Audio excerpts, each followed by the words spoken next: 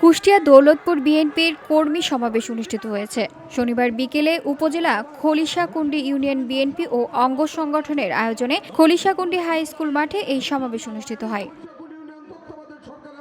খলিশাকুণ্ডী union বিএনপির সভাপতি মোহাম্মদ মহসিন আলীর সভাপতিত্বে খলিশাকুণ্ডী ইউনিয়ন বিএনপি সাধারণ সম্পাদক মোহাম্মদ ইসামুল হকের সঞ্চালনায় সমাবেশে প্রধান অতিথি হিসেবে উপস্থিত ছিলেন কুষ্টিয়া ১ আসনের সাবেক সংসদ সদস্য ও উপজেলা বিএনপির সভাপতি আলহাজ রেজা আহমেদ বাচ্চু মোল্লা।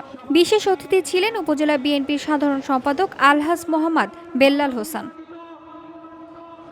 প্রধান অতিথির বক্তব্যে রেজা আহমেদ বাচ্চু মোল্লা বলেন, দেশ আজ ভয়াবহ সংকটে। বিএনপির নেতাকর্মীদের ঐক্যবদ্ধ থাকতে হবে।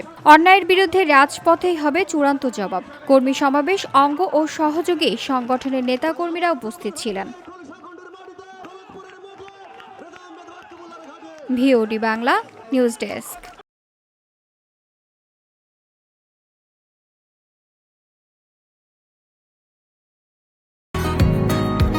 বসুন্ধরা, উত্তরা, বনশ্রী, কুড়িল ও বাড্ডা সহ রাজধানীর বিভিন্ন স্থানে অভিজাত ও অত্যাধুনিক মানের ফ্ল্যাট কেনার এক নির্ভরযোগ্য প্রতিষ্ঠান প্লেজেন্ট প্রপার্টিজ লিমিটেড।